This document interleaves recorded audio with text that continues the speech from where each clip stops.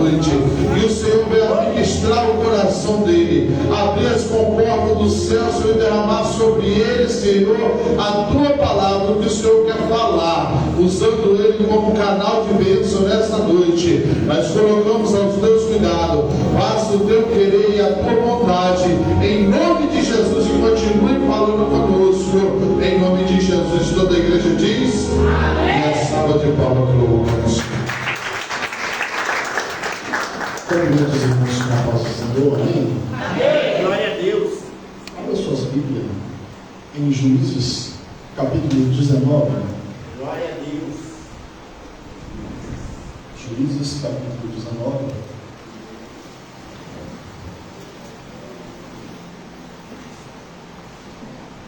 Aleluia! Glória. É o sétimo livro depois da Gênesis. Juízes, capítulo 19, diz assim: E aconteceu também naqueles dias em que não havia rei em Israel, que houve um homem levita, que peregrinando aos lados da montanha de Efraim, tomou para si uma mulher concubina de Belém de Judá. Porém, a sua concubina adulterou contra ele, e foi ele para a casa de seu pai. Foi para a casa de seu pai de Belém de Judá, e esteve ali alguns dias, a saber, 4 meses. Amém? Amém. Podem se sentar.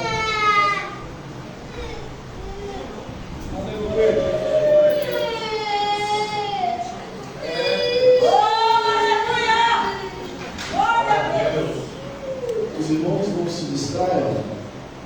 Vamos dar ouvido à palavra de Deus.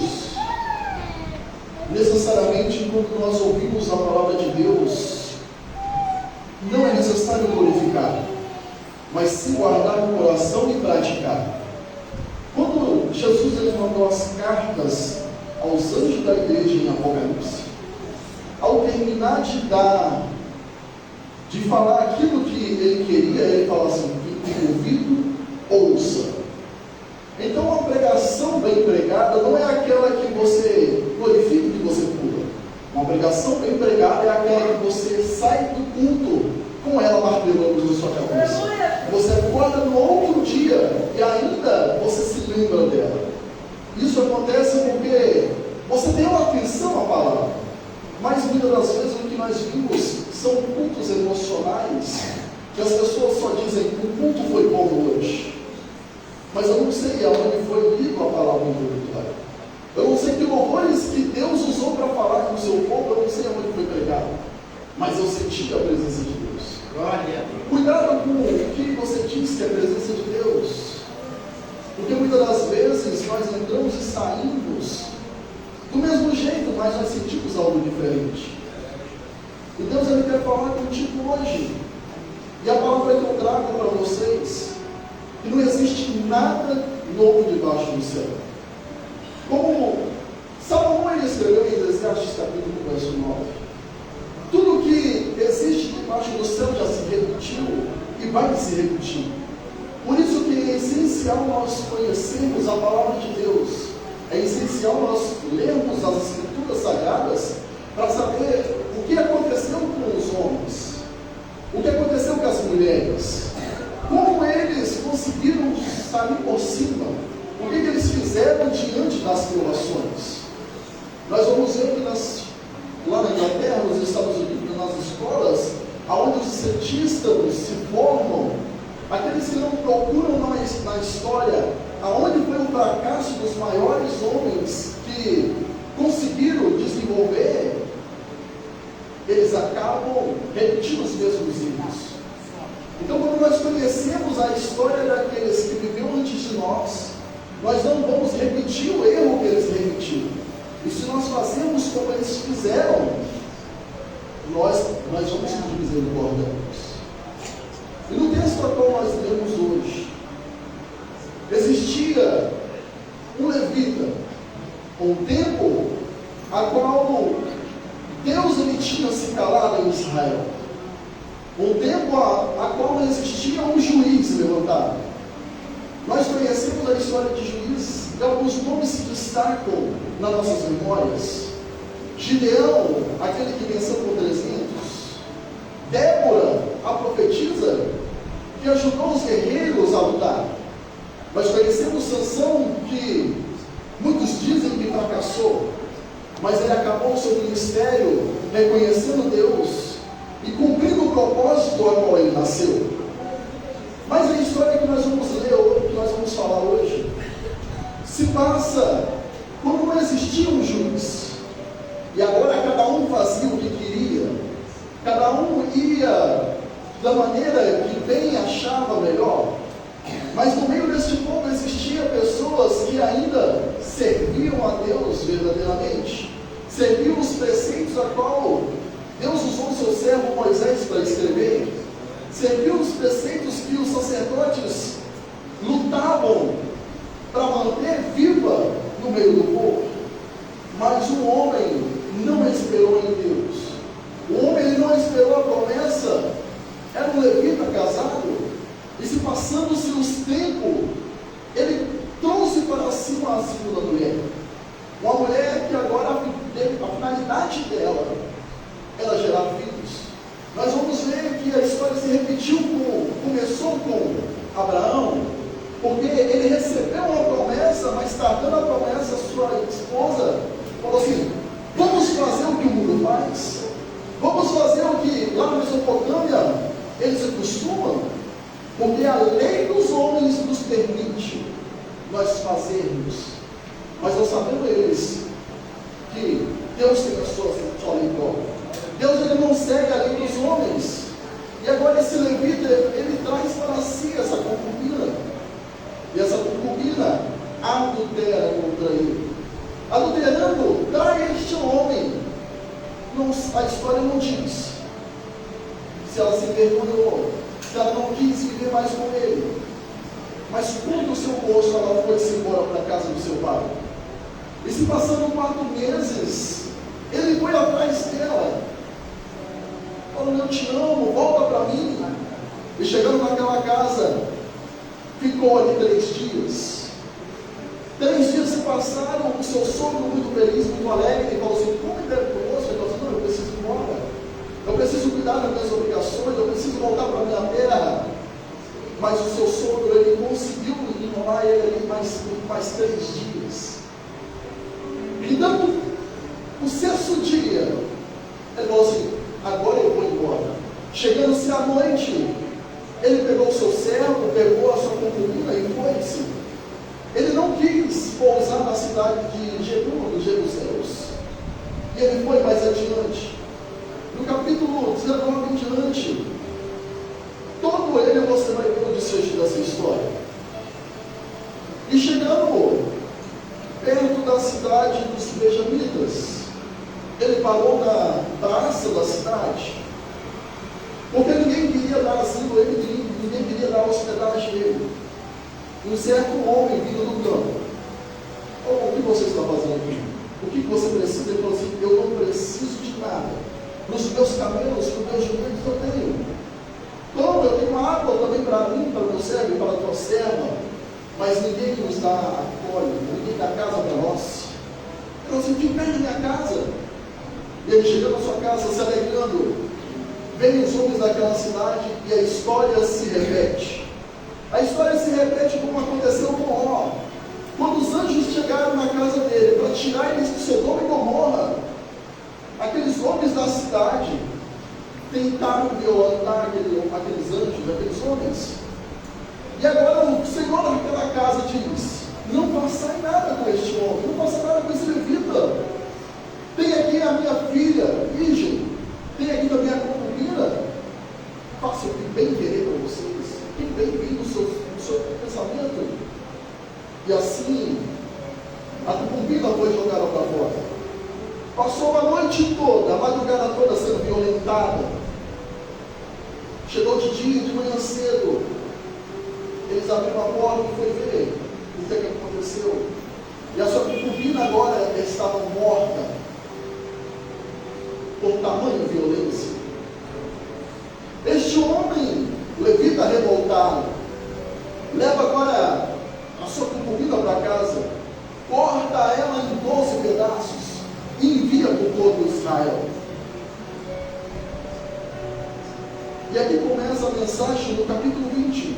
Eu preparei uma mensagem expositiva, mas eu vou deixar bem breve, você vai entender. O povo de Israel estava fora dos caminhos de Deus. A concubina estava fora dos caminhos de Deus. A lei mandava ela ser apedrejada, mas o amor de um descendente de sacerdote preferiu amar, preferiu perdoar, preferiu não levar a público. Mas ele se revolta contra o seu irmão, contra os benjamitas. E a história vem nos dizendo que o povo de Israel ficou pasmado com tanta tamanha brutalidade. E falou: o que isso significa? O que isso significa? Nós nunca vimos isso nem em Israel, nem no Egito, tamanha barbaridade.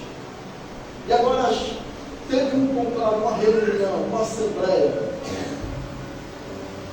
e ali foi falado o que aconteceu. E eles falaram assim, chegaram à tribo de Benjamim e falou assim: entrega os homens que fizeram isso, entregam esses infelizes, esses filhos de Belial. Mas você acredita que eles não entregaram? Eles preferiram se armar contra os seus 11 irmãos, contra as 11 tribos. E ali eles pegaram os homens de guerra, a saber 26 mil homens de guerra, 700 homens que atiravam com a funda e não erravam o fio de cabelo. E Israel falou assim: nós vamos tirar o mal de Israel. Nós vamos diante do Senhor para ver se o Senhor permite nós guerrear contra o nosso irmão. Permite nós trazer justiça. E você acredita que o Senhor falou assim? Sim. E agora Israel separa de todas as tribos, 11 tribos, junta-se 400 mil soldados. 11 tribos contra uma tribo, 11 irmãos contra um irmão. O que eu quero trazer para vocês não é uma mensagem para nós se gratificar contra um contra o outro. Nós vamos ver que no Novo Testamento a igreja é constituída por vários membros. Eu, você, ele e ela. E cada um tem um propósito, assim como Israel. Assim como a primeira igreja, chamados para fora do Egito, que foi a igreja de Israel. Mas em mim também existe 12 tribos. Em você também existe 12 tribos. E a pergunta para você é: qual é o benjamita que habita em você, que faz o mal contra você mesmo? A mensagem de hoje é uma mensagem tipológica, não trazendo as pessoas, mas o que faz com que um membro meu desagrada ao Senhor, desagrada o restante do meu corpo. São seus olhos, são suas mãos, são seus pés, são sua boca, são sua mente, sua consciência, seus ouvidos. Porque Israel falou assim: entrega. Eles falaram: não, nós não entregamos. Israel falou assim: nós queremos somente acabar com aquilo que começou. Mas aí eles falam assim: nós vamos defender esse filho de Belial, esse sem valor. Quanto do meu eu que eu estou defendendo, que eu não quero exterminar, que eu não quero arrancar pela raiz? Quanto do seu eu você não quer exterminar, mas com isso você protege e luta com todas as suas forças para resistir?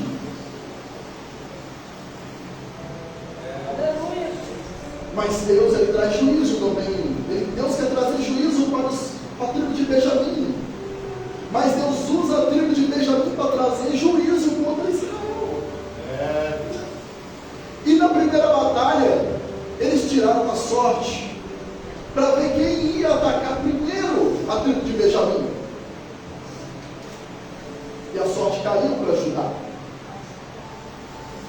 E eles falaram: nós atacaremos. E eles atacaram. E naquele dia, 26 mil homens da tribo de Benjamim, e mais 700 homens que atiravam com fundas, mataram, verso Juízes 20, capítulo 20, verso 21, mataram 22 mil homens de Israel. A tribo de Benjamim matou 22 mil homens da tribo de Israel. A tribo de Benjamim está errada. Israel também estava errado, mas querendo fazer o certo. Foi como a nossa irmã trouxe aqui em Ezequiel capítulo 2. Eu te levantei como profeta sobre as nações, para profetizar contra a casa de Israel. Mas você não pode ser igual a eles. Porque tem muitos dentro da igreja querendo tirar graveto do olho do irmão, mas com a arma no olho, querendo ser profeta dentro da igreja, mas com pecado escondido. E Deus fala: primeiro você tira do teu olho. Por isso que Deus fala com Ezequiel: você tem que profetizar contra esse povo, mas você não pode ser profeta.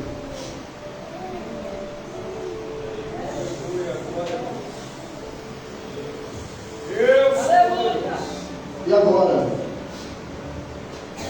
Deus ele disse para que eles atacassem a tribo de Benjamim. Porque muitas das vezes, quando Deus manda a gente fazer algo, a gente acha que vai ter sucesso.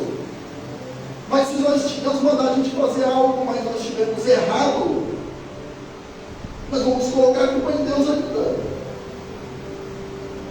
Fala: mas o Senhor permitiu, o Senhor nos roubou, o Senhor falou, mas está dando errado por quê? Mas será por quê? Será que eu deixo que Deus exerce o domínio sobre a minha vida? E o povo de Israel chorou diante do Senhor. Eles choraram porque estavam perdendo, não choraram porque estavam em pecado.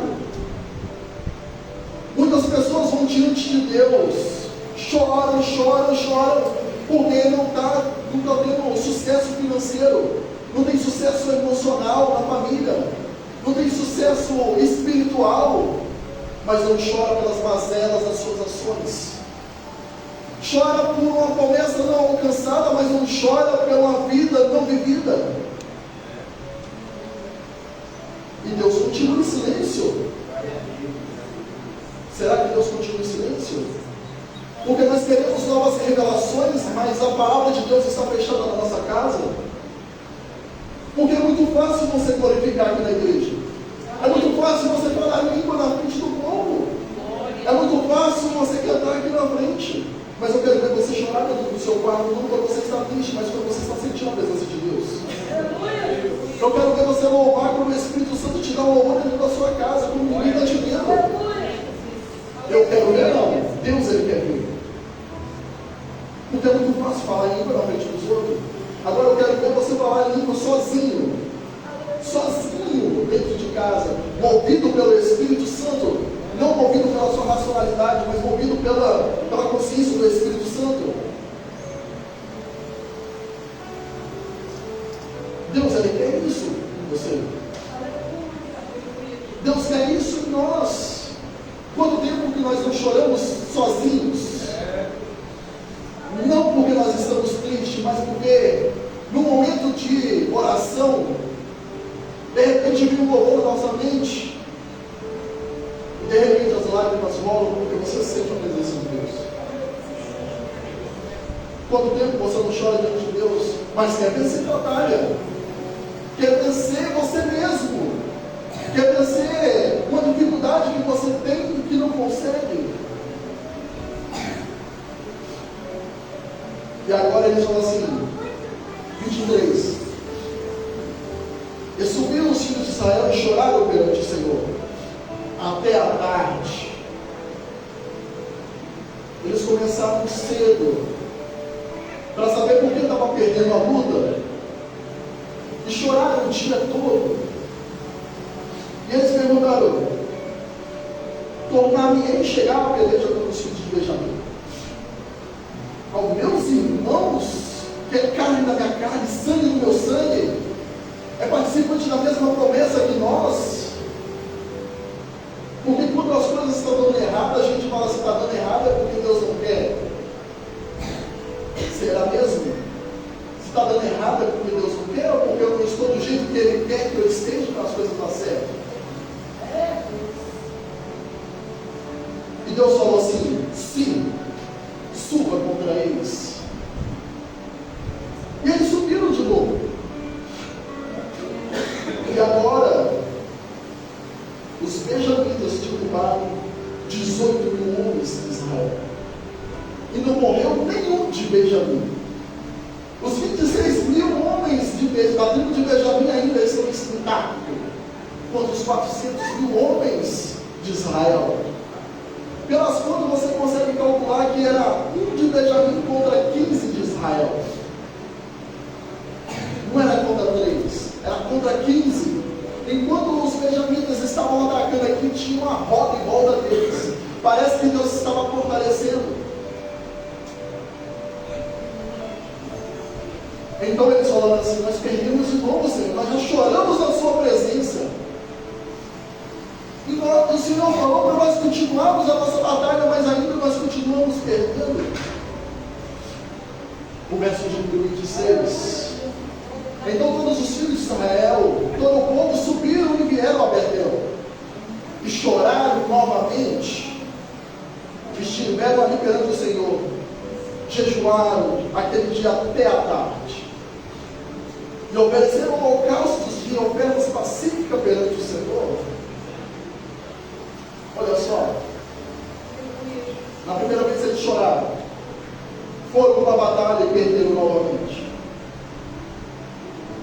Não basta para Deus somente chorar, somente se lamentar e não reconhecer o porquê.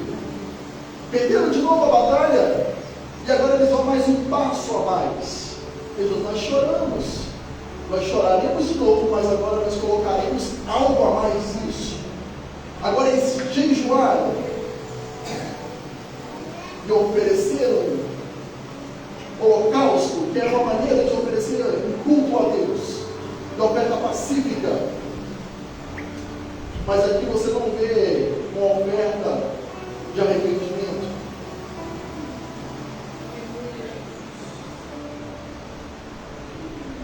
E eles passam o dia todo agora cultuando ao Senhor, em jejum, oferecendo sacrifício pacífico, reconhecendo também que deixaram a Deus.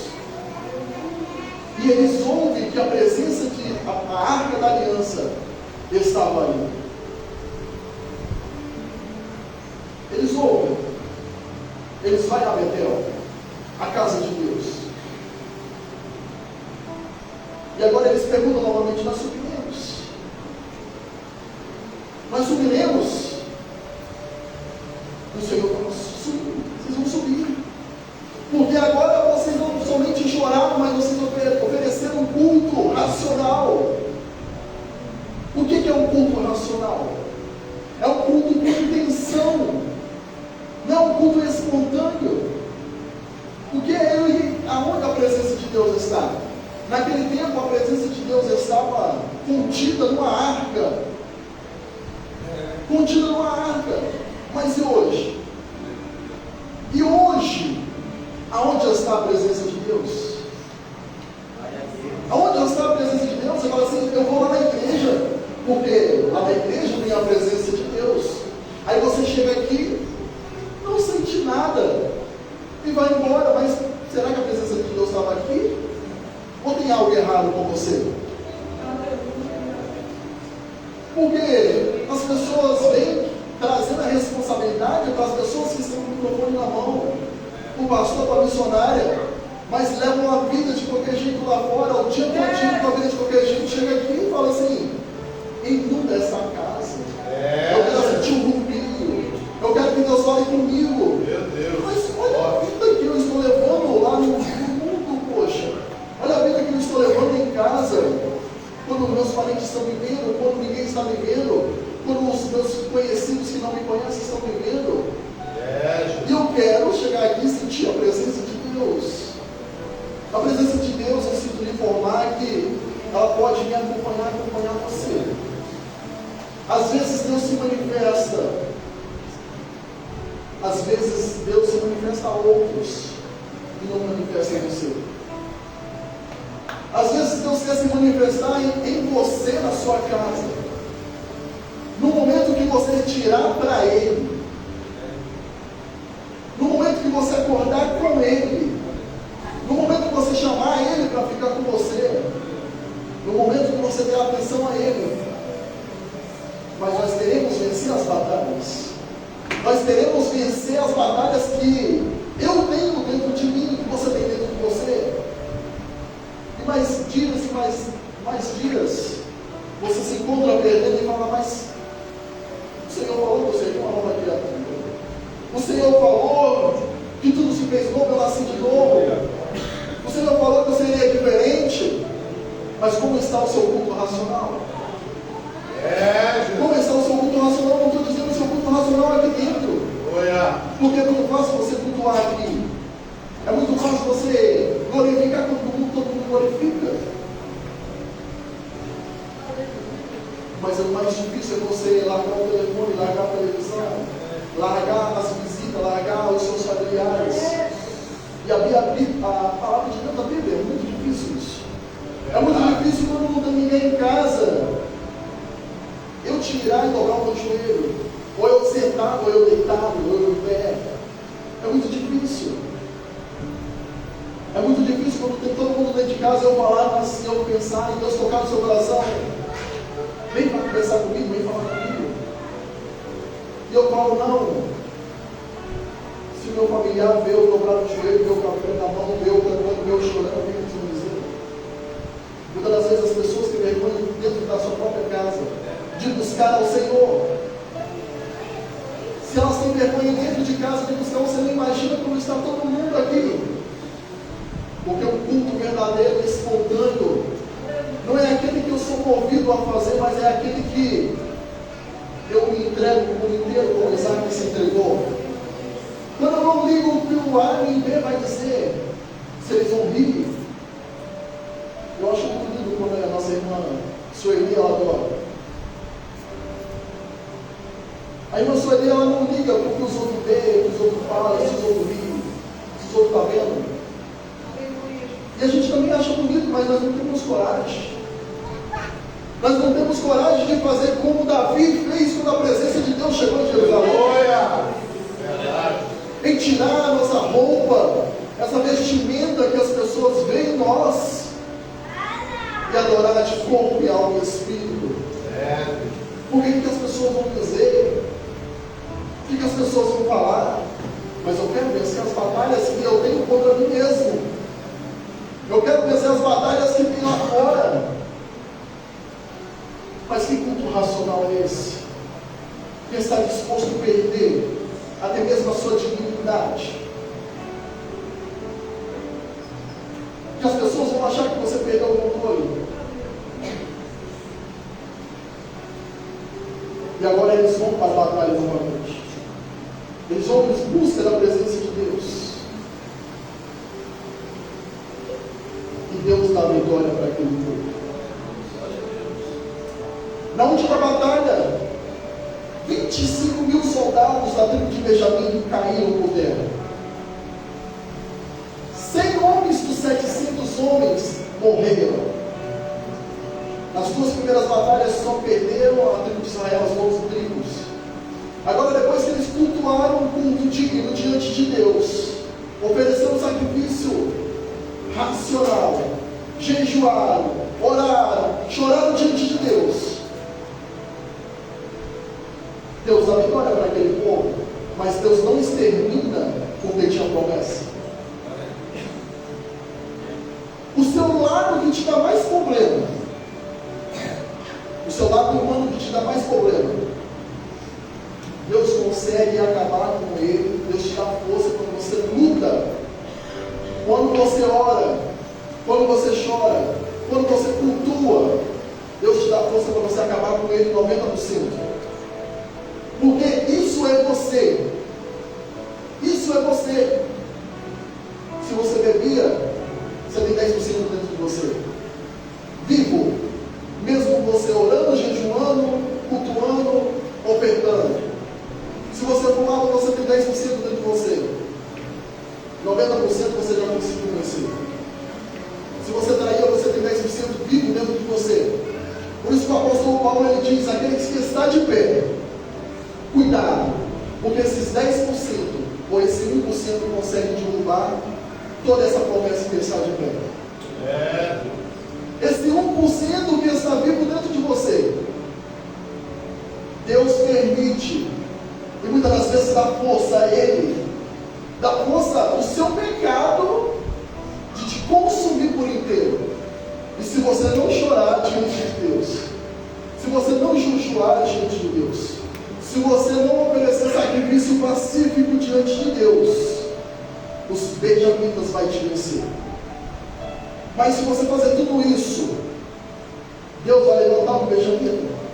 E a história continua em 1 Samuel, que Deus levanta Saul.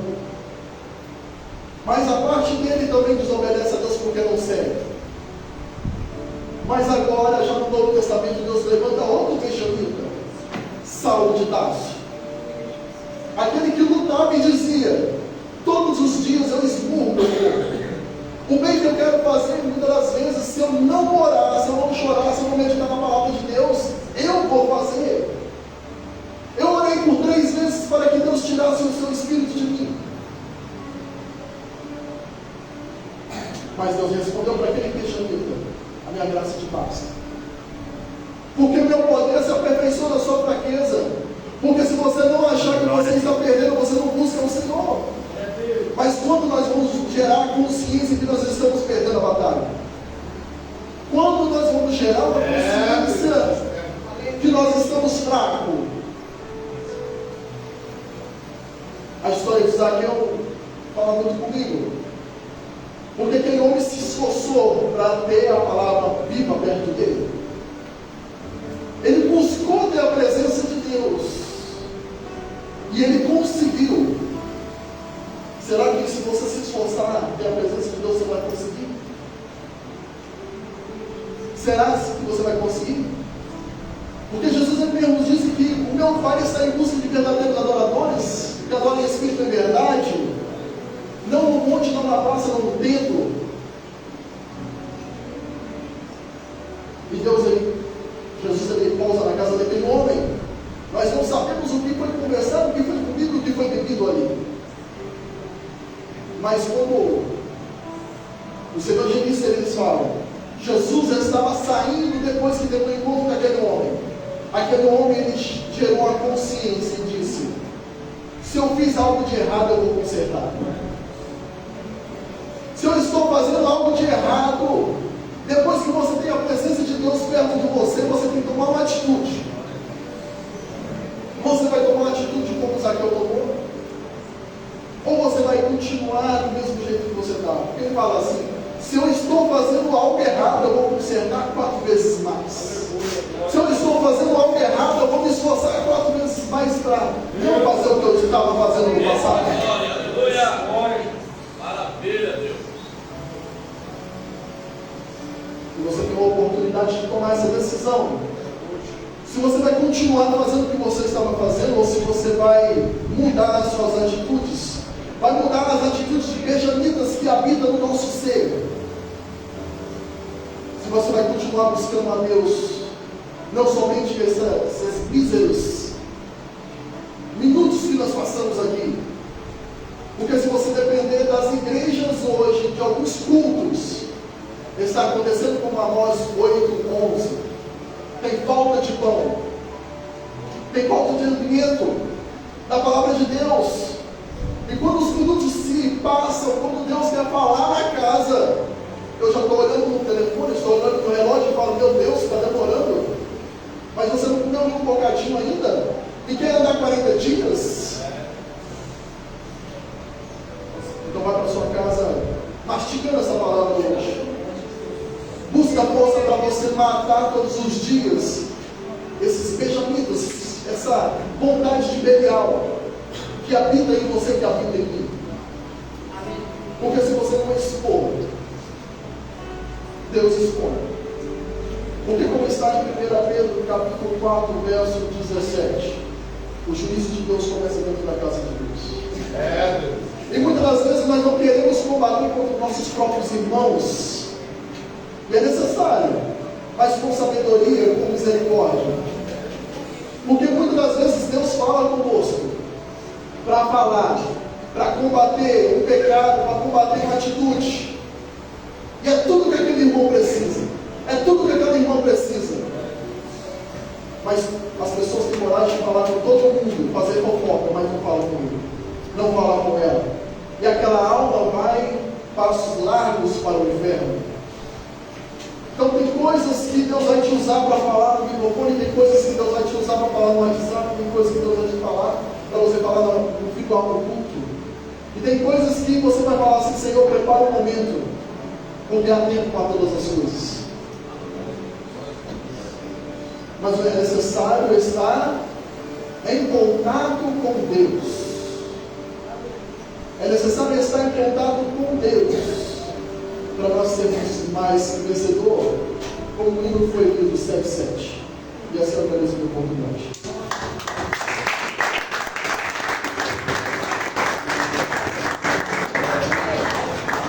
Glória a Deus. Que palavra! Eu creio que todos estão saindo aqui alimentados hoje. Deus, Ele instruiu o povo dele. Glória a Deus.